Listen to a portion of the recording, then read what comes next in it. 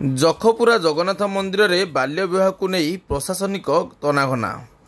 जखपुरा जगन्नाथ मंदिर में गत 25 तारिख में एक बाल्य विवाह अनुष्ठित होता अभियोग पर ढेंकानाल और जाजपुर जिला शिशु सुरक्षा अधिकार यूनिट दानोदी भुवन सीडीपीओ और भुवन पुलिस पक्षर गुरुवार दिवा 10 घटिका समय तनाघना आरंभ होता सूचना मिली।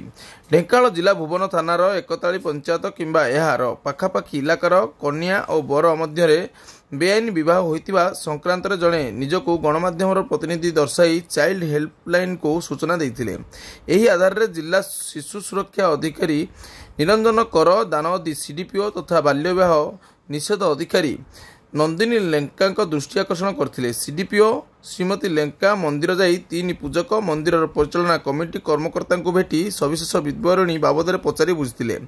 मंदिर विवाह पंजीकरण खाता जांच करथिले तथापि यार सुराग मिली नथिले हे ढेंकानाल जिलार समाज मंगल अधिकारी भुवन सीडीपीओ और थाना को ए संपर्क में सूचना देइथिबा कही सीडीपीओ श्रीमती लेंका भुवन थाना पक्षर घटनार तनाघना जारी रखिथिबा पुलिस कहिथिबा बेले बाल्य विवाह वीडियो गुरुवार दिवा 2 घटिका समय स्थानीय अंचल में भाइराल होता देखा मिली।